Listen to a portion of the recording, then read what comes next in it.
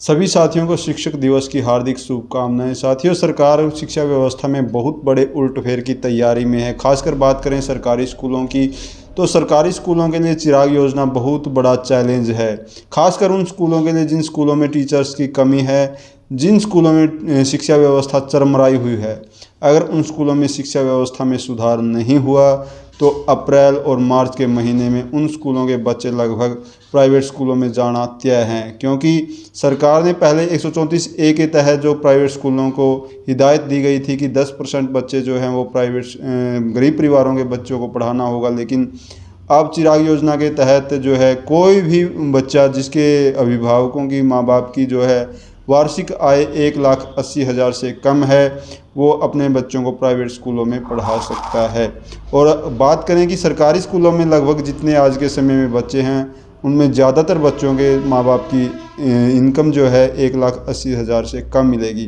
तो यही कहेंगे कि जो अध्यापक अभी इस चीज़ की ओर ध्यान नहीं दे पा रहे हैं कि सरकारी स्कूलों की व्यवस्था को सुधारा जाए, तो अगर इस तरफ ध्यान नहीं दिया गया तो आने वाले समय में जो सरकारी स्कूल आपको स्वतः ही इस योजना के तहत समाप्त होते दिखाई देंगे। तो साथियों, सरकार जो है सरकारी स्कूलों को समाप्त करने के लिए एक प्री प्लान योजना के साथ चली हुई है।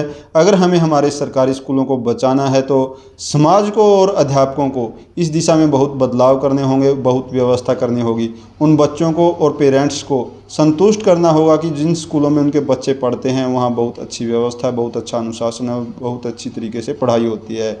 अगर ऐसा नहीं है तो वो स्वतंत्र हैं, कहीं भी अपने बच्चों को पढ़ा सकते हैं, प्राइवेट स्कूल में भी पढ़ा सकते हैं। इसलिए इसके लिए हमें बहुत कुछ सुधार करने की आवश्यकता है। साथियों, कुछ दिनों पहले सरकारी स्कूलों में जब तबादले किए गए थे अध्यापकों के, तो बहुत से स्कूलों से मांग उठी थी कि हमारे स्कूलों में जो है अध्यापकों की पोस्ट कैप कर दी गई हैं, अध्यापकों की सीटें कम कर दी गई हैं।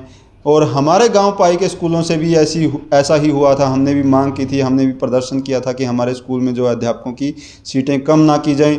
और हमें खुशी है कि हम हमारे अध्यापकों की सभी सीटें बचाने में कामयाब रहे थे। ना केवल हमने सीटों को कैप्ट होने से बचाया, बल्कि हम जो चाहते थे कि जो अच्छे अध्यापक हैं वो हमारे गांव के स्कूलों में आकर पढ़ाएं। इस तबादले के बाद बहुत से अच्छे अध्यापक हमारे गांव के स्कूलों में आए हैं। लेकिन उसके साथ साथ एक चुनौती भी है कि हम हमारे गवर्नमेंट स्कूल जो हैं उनमें क्या कुछ सुधार कर सकते हैं, क्या कुछ बदलाव कर सकते हैं।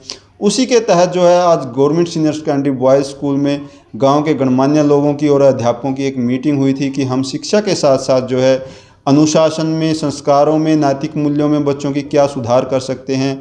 हमारे गांव के जो प्राइवेट स्कूल हैं वो तो अच्छा पढ़ाते ही हैं, हमारे के सरकारी स्कूलों में भी अच्छी ही पढ़ाई हो। और जो खेलों का तो गांव पाई हब है ही, पढ़ाई का भी हब बने।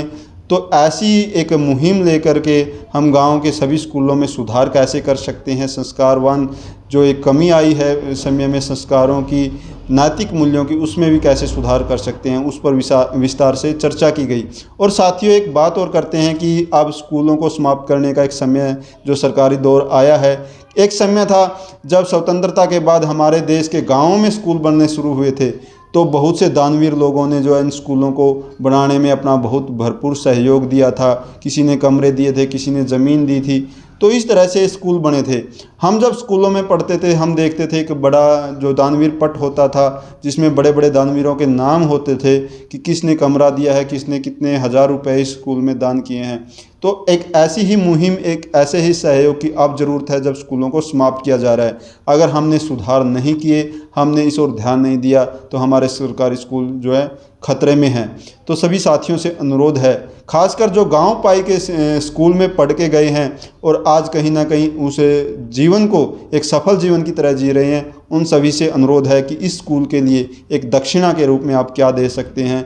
उन सभी से हम प्रार्थना करते हैं कि क्योंकि बहुत बड़े सुधारों की और बहुत बड़ी व्यवस्था की ज़रूरत है कि एक अच्छा स्कूल, और हम एक चुनौती को बड़े चुनौतीपूर्ण ढंग से लेते हैं कि इन 6 महीनों में हम हमारे government senior secondary school boys को, क्योंकि मेरा लड़का गवर्नमेंट सीनियर सेकेंडरी बॉयज़ में पढ़ता है और मैं ये मानकर चलता हूँ एक अभिभावक के रूप में, एक एसएमसी मेंबर के रूप में, कि हम अध्यापकों के साथ मिलकर, गांव के समाज के लोगों के साथ मिलकर हम हमारे इस स्कूल को बहुत सुंदर और बहुत व्यवस्थित स्कूल बनाएंगे। लेकिन सभी के सहयोग की इसमें ज़रूरत रहेगी।